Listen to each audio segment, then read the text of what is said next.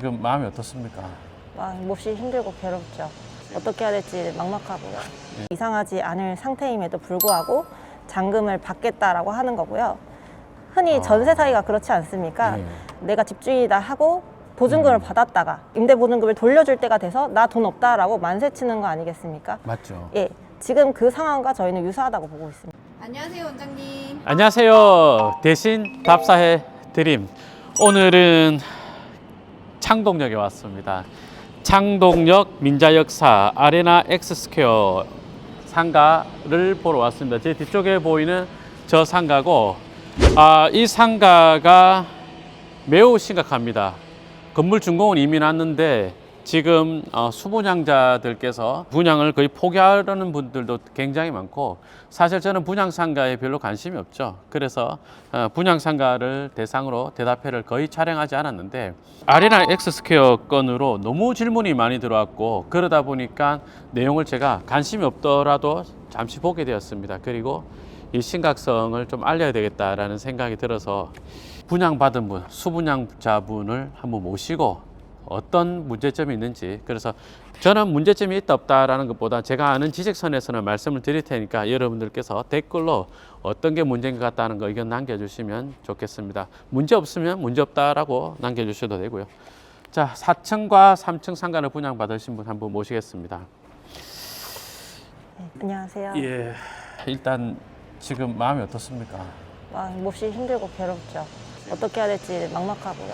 예, 분양 상가들 중에서 사실 상담을 해보면 이 상가는 분양 잘 받았구나 이런 것들이 거의 없거든요. 네. 그래서 그냥 웬만한 정도면 저도 이런 인터뷰를 할 마음이 없었거든요. 근데 이거는 조금 공론화해도 되지 않을까 싶을 그런 정도 이야기거리가 있더라고요. 우선 네. 시행사는 어떤 회사였죠? 창동 민자역사라는 SPC를 만들었는데 그 실질적인 대주주가 있을 거 아니에요. 창동역사 디오트로 알고 있습니다. 동대문 디오트는 우리가 좀 낯선 브랜드거든요. 우리 네. 밀리오레나 두타는 아는데. 의류 도매로 동대문 아. 디오트가 유명하다고 하더라고요. 도매를 하는 거니까 일반 소비자들은 잘 모르는 데군요. 네. 그러면 이 상가를 분양받으면 그 디오트가 들어오기로 한 건가요? 예, 원래는 위탁 운영을 하고 거기에서 발생하는 확정 수익 5%를 준다고 하였습니다. 근데 들어온다고 하였는데 그 위탁 운영에 대한 것도 지금 완전히 무산이 된 상태입니다. 위탁 운영도 무산이 되고 네. 못하겠다. 그쪽에서 그러니까 자기네가 디오토를 전체를 운영할 테니 이 수분양자분들한테 분양받은 금액에서 이제 5% 수익을 주겠다. 그럼 그 5%도 못 주겠다고 하는 건가요? 네, 지금 5%에 대한 것도 완전히 반토막을 내서 2.5% 수익률에 동의를 하라고 일방적으로 요구하고 있는 상황입니다. 여기 보면은 주신 자료에 보면은 보증금 1한 기준으로 연 5%에 해당하는 금액의 수익을 준공 시점부터 5년간 지급 보증할 것을 확약합니다. 이래놨는데 이걸 안 준다고 할 수도 있는 건가요? 네, 일단 확약서에 대한 부분도 당시에 받은 사람이 있고 안 받은 사람이 있고 갈리거든요. 제가 창동역사 디오트 회장을 만났었는데, 대표를 만났었는데, 이게 자기네들이 발행한 적이 없는 확약서라고 그러더라고요. 법인 도장이 명확히 찍혀 있음에도 불구하고 어디서 나서 돌아다니는지 모르겠다라고 저한테 말을 하였고, 그럼에도 불구하고 뭐 준다고는 하였는데 지금 이 5%를 준다는 거에 대해서 2.5%로 동의를 해라라고 20명, 15명씩 소규모로 사람들을 불러가지고 예. 작은 공간에서 설명회를 했어요. 그리고 동의서에 사인을 하라고. 2.5%면 예를 들어서 예금이자다. 네. 예금이 2.5%다 하더라도 가입할까 말까 할 것 같은데 지금 금리 수준에서는. 우선 지금 보는 요 상가가 3층인데 요 옆으로 가면 지하철 출입구가 있잖아요. 네. 그래서 4호선하고 같은 레벨이니까 분양 상가들 중에서는 층이 제일 좋은 데지 않습니까? 네. 여기가 3층인데 지하철하고 레벨이 같은데 여기 상가 분양가를 한번 살펴보니까 이 3층이 실질적인 1층이라고 하고 3평 조금 넘어요. 공필이님, 이거 분양가 얼마 정도에 맞을 것 같아요? 한 2억. 2억? 2억? 5천? 4억 6,500에 분양했어요. 정확하게 말하면 30년 임대를 하고 전세 보증금 4억 6,500. 그럼 전세 만기가 된다면 4억 6,500을 돌려주는 그런 상품인 거다, 그죠? 네. 그럼 분양 받으시는 분 입장에서는 4억 6,500이 이 만기 때 돌려받을 수 있는 보장된 금액이니까 좀 마음에 좀 불안감이 좀 덜했을 수도 있겠다. 예, 맞습니다. 그죠. 3평 조금 넘는 상가인데 이 상가로 월세를 받는다. 4억 7천짜리니까 월세 얼마 정도 받아야 되겠어요? 120? 150 정도는 받아야 될 것 같은데 150평이고 3평이다. 평당 임대료가 50만 원이잖아요. 평당 임대료 50만 원이면 어디 상가 수준인지 아세요? 모르겠습니다. 강남역 앞에 강남대로변의 역 앞에 있는 자리 이런 것들이 100만 원쯤 하거든요. 그러니까 평당 50만 원이면 어디냐면 강남에서도 되게 핵심 지역 역 앞에 아주 좋은 자리를 제외해서 조금 벗어난데 그런 데 임대료가 평당 50만 원씩 하는 거예요.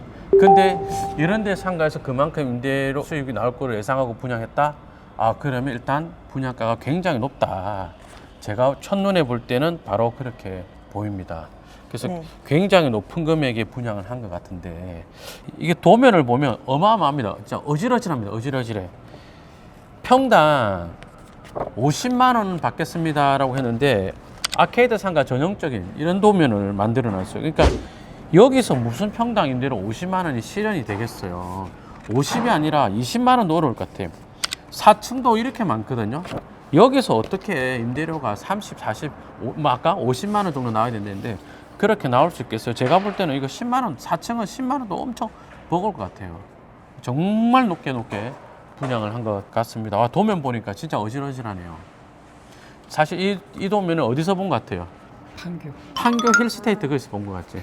그거랑 비슷한 미래가 그려지는 상가입니다. 근데 하나 더 우려되는 게 있거든요. 30년 임대 만기가 되면 이거 보증금 돌려줄 정도의 재원이 있습니까? 지금 없습니다. 지금 당장 창동 역사 기업 보고서를 보면 기업이 자본 잠식 상태입니다. 그래요? 예, 당장 나도 이상하지 않을 상태임에도 불구하고 잔금을 받겠다라고 하는 거고요. 흔히 전세 사기가 그렇지 않습니까? 네. 내가 집주인이다 하고 보증금을 받았다가 임대보증금을 돌려줄 때가 돼서 나 돈 없다라고 만세치는 거 아니겠습니까? 맞죠. 예, 지금 그 상황과 저희는 유사하다고 보고 있습니다. 그러면 보증금에 대해서 뭐 서울보증보험 같은 데서 보증보험을 가입하게 해준다 그런 거 되던가요? 아니요. 그렇죠. 내가 서울보증보험이어도 이 보증보험 받아주려고 하지 않을 것 같아요. 그렇구나. 그러면 이게 허울은 임대차 계약이고 장기 계약이지만 이 보증금도 담보가 되지 않는 거네요. 예, 야, 그리고 4층 상가는 6평인데 보증금 4억 1,600에 월세 170만 원. 그럼 이 상가는 임대 분양 계약서니까 수분양자 또는 뭐 임차인께서 4억 1,600만 원의 보증금을 걸고 매달 170만 원을 월세를 또 창동 민자역사한테 납부를 해야 되는 거네요. 예, 맞습니다. 디오트한테. 네, 그러면 여기서 월세를 한 300원 받아야 될 거 아니에요. 예, 그렇죠. 300원 받아야 170 내고 130이라도 남는 거고, 그리고 그에 대한 이자가 있다라고 한다면 300을 받아서 이자 일부 내고 170 월세 내고 나면 남는 게 실질적으로 얼마 없거든요. 예, 그런데 6평에서 월세가 300만 원이다. 그럼 이것도 평당 임대료가 50만 원이거든요. 그러니까 지하철이 2층으로 들어오는데 이게 아니고 요 한 칸 위란 말이에요. 예, 거기서 임대료를 평당 50만 원이다. 이 말이 안 되게 높게 책정된 건데 네. 그거를 자기네들이 디오트가 직접 운영을 하면서 그 보증금에 대한 금액의 5%를 수익률 주기로 했다.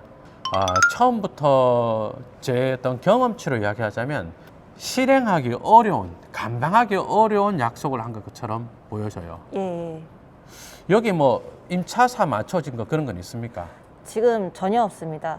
그 1,400호실 가량 되거든요. 예. 근데 지금 올리브영 딱 하나 제안이 왔습니다. 올리브영 들어온다고 했어요. 예, 들어온다고는 하였습니다. 그나마 다행이네요. 올리브영 임차 조건 어떻게 됩니까? 올리브영 임차 조건은 이제 23개의 호실이 나오는 매출 연동 수수료의 7%. 올리브영이 입점하면은 매출의 7%를 수수료를 준다. 예, 그리고 그걸 24칸 상가 주인들이 지분별로 나눠 가져라. 예, 맞습니다. 스타벅스도 그런 거 많이 하거든요. 네.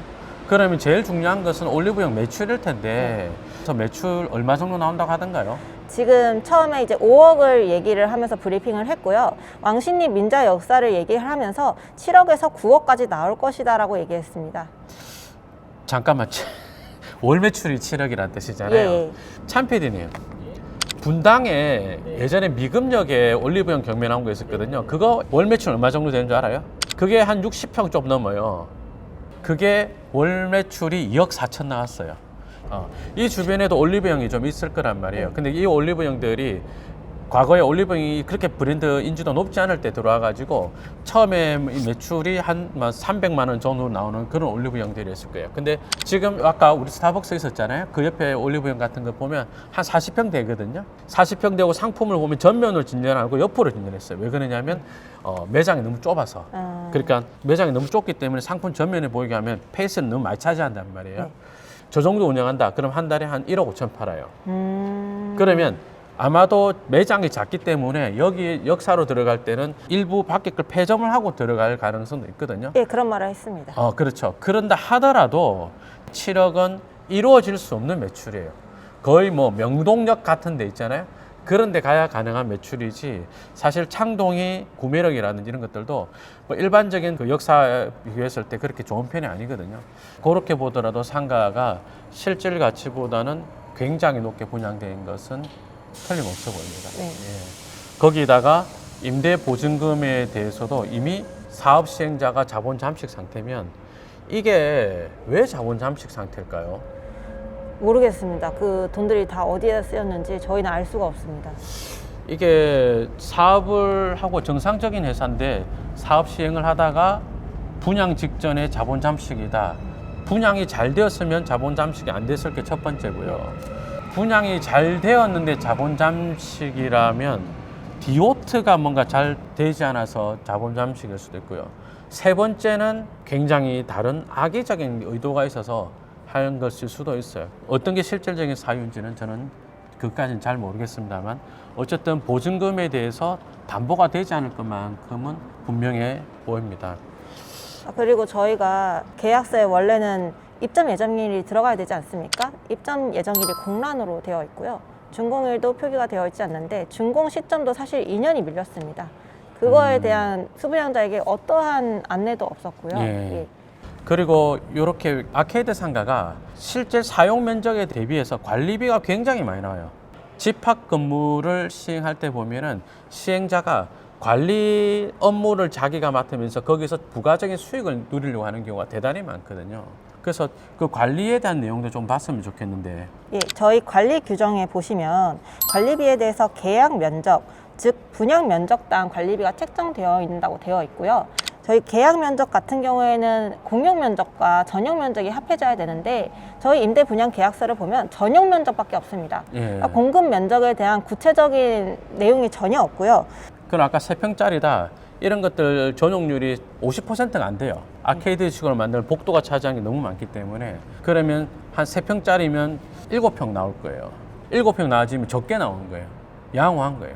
그러니까 7평에 대해서 그 관리비를 내면 일반 관리비가 일단 또 7만 원 깔고 들어가는 거예요. 그리고 실제로 어떤 수강비는 별도로 더 부담을 하는 거고. 네. 그리고 뭐 특별수선 충당금이라는 게 있는데 이런 부분에 대해서도 법인이 이사회 등의 의결을 거쳐 결정한다라고 나와 있어요.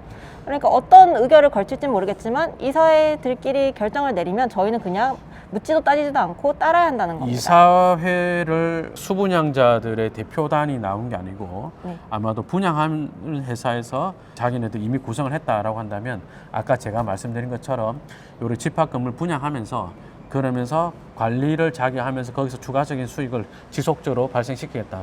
그런 의도가 숨어 있을 가능성도 굉장히 높습니다. 네. 여러 가지의 문제점이 보이네요. 시청자 여러분 보시기 어떻습니까?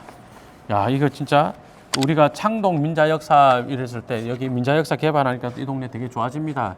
그런 이야기만 많이 했었거든요. 그런데 실상을 들여다보니까 굉장히 심각한 것 같습니다. 사실 제가 분양 받으신 분 이야기만 들어봐서 정확히 알 수 없으니까 이제 저는 전화로 요거 분양 사무실에 전화해서 한번 찾아가겠다. 어떻게 된 거냐 그런 이야기 좀 들어보는 걸로 그렇게 하겠습니다.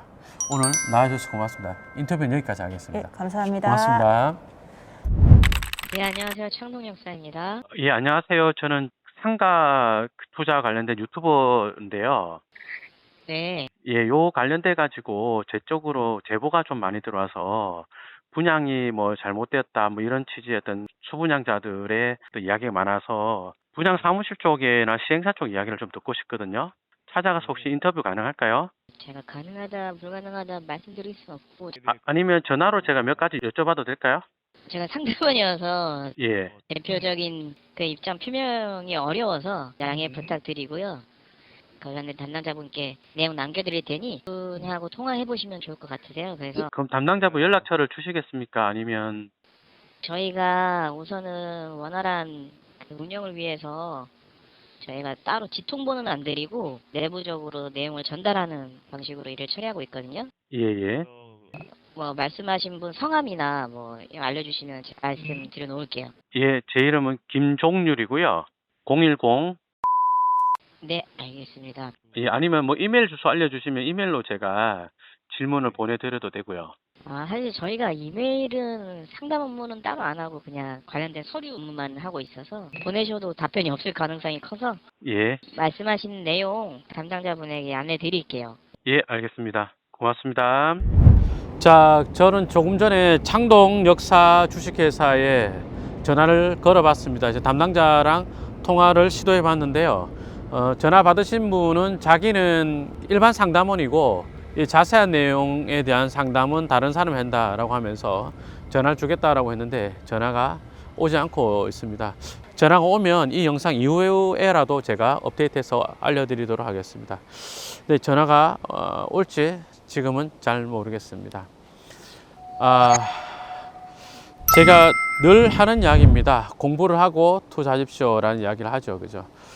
토지도 마찬가지인데 상가는 사실 공부 안 하면 훨씬 더 어렵습니다. 왜냐하면 그 상가의 실질 가치를 알아야 되기 때문이죠.